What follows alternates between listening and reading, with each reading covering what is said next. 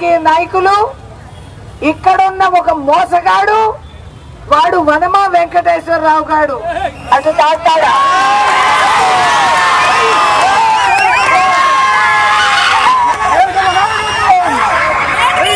దుర్మార్గుడు కేసీఆర్ ను ఆయన అనుకున్నారు, ఈడే మొనగాడు వీడు ఎమ్మెల్యే అయ్యాడు.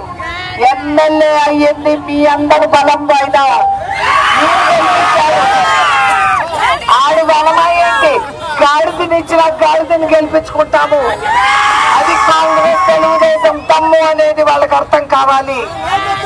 ఈ నాయకులు, ఈ ఫిరాయింపు నాయకులు ప్రజల మధ్యలో ఉండే పోరాటం ఇది. ఇది కొత్త సంవత్సరంలో రాహుల్ గాంధీని ప్రధానమంత్రిగా చూసే అవకాశం ఇది. ఎందుకంటే రాహుల్ చెప్పాడు, పోడు భూముల సమస్య ఈ పనికిరాని ప్రభుత్వం, వీళ్ళు చేత కాదు కాబట్టి ఇది కేంద్రంలో మాట్లాడదాం, అక్కడ పరిశీలిస్తాం. రెండోది, ఆడవాళ్ల పైన చాలా అభిమానం అంట దేశ ప్రధానమంత్రి గారికి. అందుకని కట్ల పొయ్యి తీసి గ్యాస్ ఇస్తాడంట. గ్యాస్ ధర ఏమమ్మా, సిలిండర్ ధర చెప్పండి? 8.25.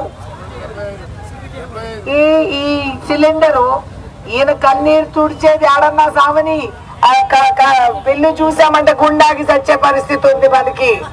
800 గ్యాస్ పొయ్యి పెట్టుకుంటే పోనీ సాయంత్రం పూట సరదాగా టీవీ చూసుకుందామని, కష్టాలు దూరం అవుతాయని కాంగ్రెస్ పార్టీ మీకు ఉచితంగా ఇచ్చింది టీవీ సీరియల్స్, టీవీ ఛానల్స్. ఇప్పుడు మోదీ గారు ఎంత మోపుతున్నారు మీ మీద? 350 అంటే సుమారు 1000 రూపాయలు మన జేబులో కన్నం కొట్టారు గ్యాస్ కిను టీవీకి. ఇది మనం అదుపులోకి తీసుకురాకపోతే అంచెలంచెలుగా మీ రేట్లు పెంచుతూ పోతారు. మోదీ చేసిన ఘనత ఏమిటంటే, నా ఆడవాళ్లు చేసుకున్న పొదుపు రూపాయలన్నీ కూడా భ్రష్టు పట్టించి కాగితం ముక్కలుగా మార్చేశాడు.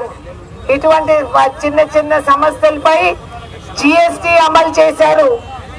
ఇవాళ జిఎస్టీ వల్ల రోజు ఖర్చులు మనకు పెరిగిపోయినాయి, ఉద్యోగాలు రాలేదు, ఆదాయం పెరగలేదు, కష్టాలు పెరిగినాయి అనేది గుర్తుంచుకోవాలి.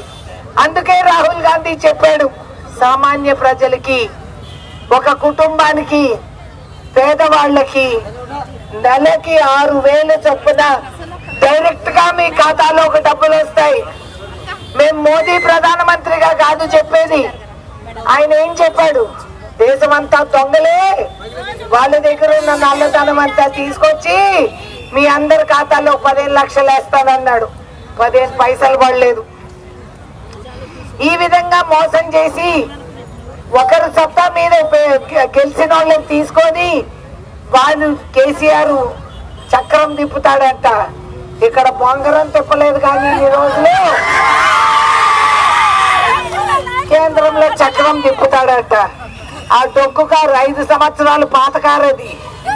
ఈ పాత డొక్కు కారుని తొయ్యాలంటే చెయ్యే కావాలి.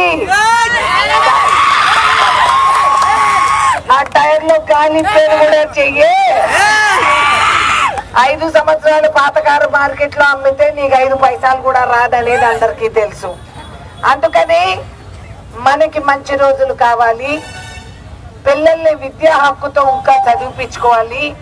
కాంగ్రెస్ ఇచ్చిన ఫీజు రీయింబర్స్మెంట్ మళ్ళీ మనకి రావాలి. ఆరోగ్యానికి మీకు 104, 108 ఏమైపోయినాయి.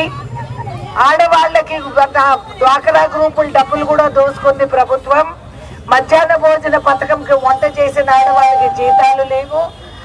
అధికార ప్రభుత్వ ఉద్యోగులకి వాళ్ళ పెన్షన్లు రావడం లేదు. ముసలమ్మల పెన్షన్లు అంచెలంచెలుగా ఇస్తున్నారు. ఈ విధంగా అన్ని సమాజంలో అన్ని వర్గాల్ని పీడించి వేధించి రైతుకు రుణమాఫీకి డబ్బులు లేవు.